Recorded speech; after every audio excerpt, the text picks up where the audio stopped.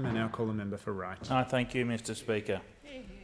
Mr Deputy Speaker, I rise to speak on the Tax Law Amendments 2012, Measures Number 4 Bill 2012. And just before I go on, it is common for bills to be referred to committees, as we just heard from the previous speaker. It is not an uncommon practice for bills to be referred. But what is an uncommon practice is for amendments for bills to be brought or tabled just hours before the bill hits the House, and that's becoming a more regular occurrence in a number of bills that I've spoken on in this place recently. What is also becoming more apparent is that in committee hearings, whether it be on tax law amendments or on other measures, where we will have eminent people giving advice or giving evidence in hearings, where you'll have industry bodies unanimous in their position, and regretfully those positions will be discarded in order to take Treasury advice or union bodies' advice, in complete conflict with the sector. So I'll just make that point, and with reference to comments made earlier by the previous speaker. The three scheduled of this bills are highly concerning. The Tax Law Amendments 2012 Measure Number 4 Bill proposes to make the following changes. 1.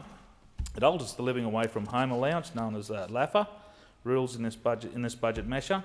And 2. It clarifies the GST treatment for certain transitions involving incapacitated entities, and I'll go into that. And it clarifies the treatment of interest payable of sums overpaid or underpaid by the Australian Tax Office. In this case, the amendments assessments under the consolidated regimes. And what I want to be clear is, while I, together with my colleagues, do not oppose this bill, particularly with the changes that have been forthcoming, again at the last moment, I stress how critical it is that the appropriate policies be implemented if Australia is to have a workplace that is capable of ensuring strong growth for our nation and continued economic success while meeting our future skills needs. The Coalition members strongly support the Economics Committee's recommendations that living away from home allowance and associated benefits be treated within one taxation system. The committee supports retaining the taxation treatment of the living away from home allowance wholly within the fringe benefits tax system. And as one who sits on the Economics Committee, I'm pleased that the recommendation has been adopted by the government. At least we now see the benefits of the Economics Committee recommendations being considered after nearly 30 submissions and contributors to the public inquiry several weeks ago. At the inquiry, we heard that from many, but one of the contributors was from the legal firm Ahurst, and I quote, that such a system is likely to be unworkable in practice, will significantly increase compliance costs for employers and employees, and will give rise to uncertainty. You've got to then ask the question, why would we burden people with having to comply with both fringe benefits and income tax legislation? Such eminent bodies like the Australian Tax Institute also have indicated that the approach of the bill would represent an additional compliance burden on the ATO as well.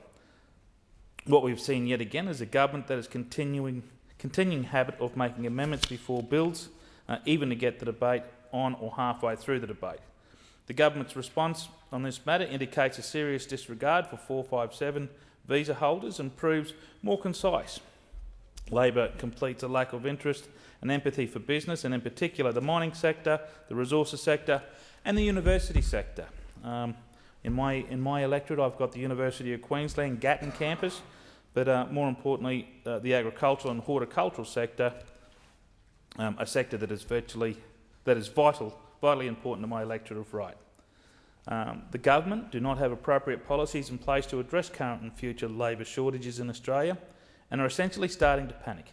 How, I ask, can a government forget to How can a government forget to realise that our temporary labour migration is a useful mechanism to manage labour markets fluctuations, demands and gaps? The living away from home allowance, the LAFHA, has been one incentive used by employers to attract skilled workers to Australia, and especially regional areas where the jobs are especially in the field of mining resources and again those university sectors. And with reference to the universities, we heard evidence from the inquiry that it was the researchers who when we threw our net to the world, looking for specialists in their fields to come and contribute to research here in Australia. There was a small talent pool that we would source to try and get here to the country. We heard evidence from universities about the implications of this bill and what ramifications they would have in that sector. Yet the government has made no transitional arrangements available for temporary residents, and Treasury has not even undertaken to such models or possibility, despite widespread industry submissions pointing to the detrimental effects and the hardship this would cause for both current and prospective 457 visa holders. Deputy Speaker, this means that all temporary residents who are not maintaining a home in Australia will lose access to their concessions. However, while I acknowledge that there is a problem with exploitation in the current living-away-from-home allowance rules, I believe this is of interest to the wider Australian economy and my electorate that we move forward with accepting these amendments. The exploitation, I believe, was where business owners were sourcing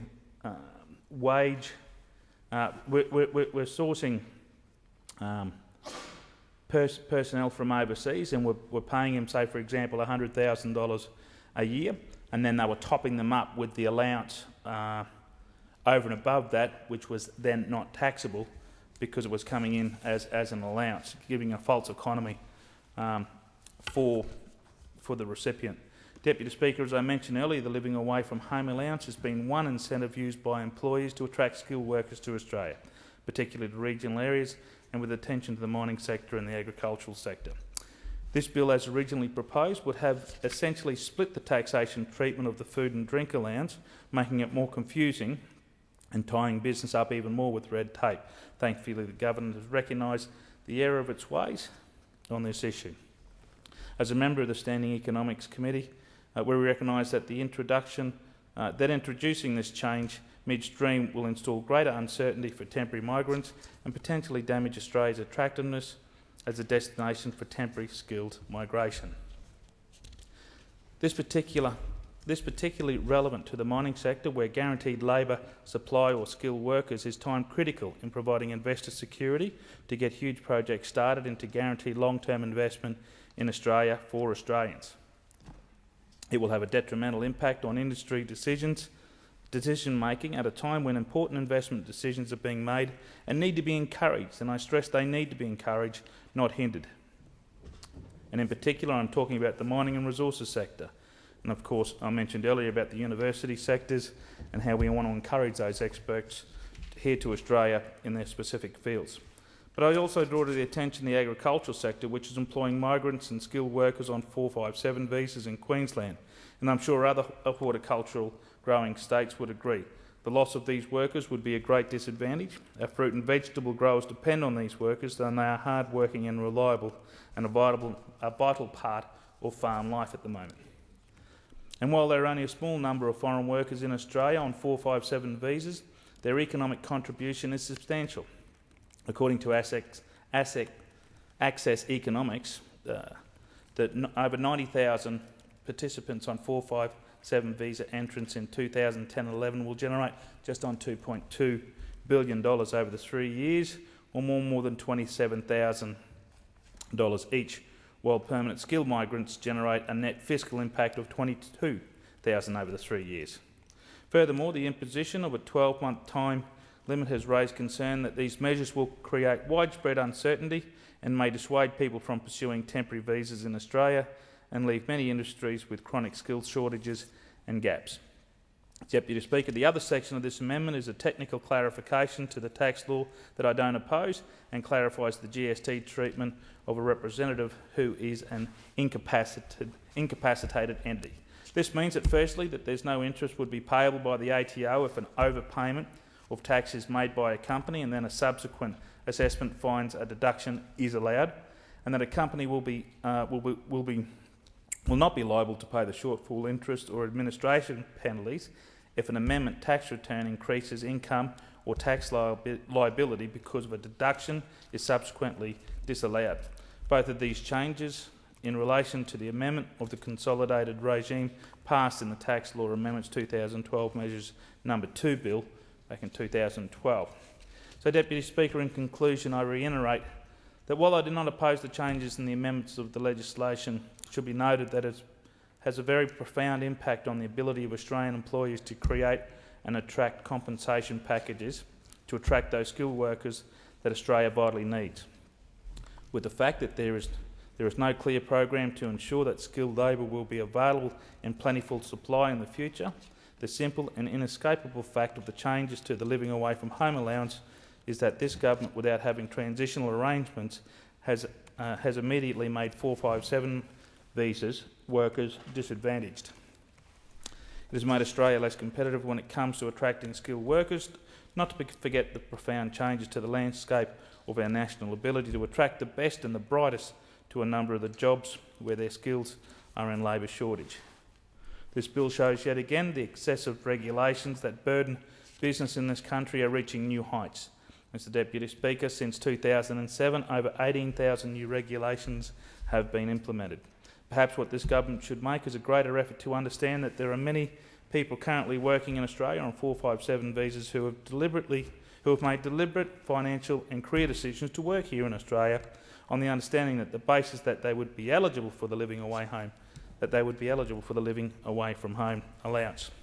To remove this condition without warning does nothing to assist in creating confidence amongst current and future temporary migrants. So on top of an already preposterous and hurtful carbon tax, the Australian people, and more closer to home, the people of right, are once again forced to settle for a government that is intent on unnecessary complexities and a poor tax system designs. Thanks, Mr Speaker. Thank the honourable member for his contribution.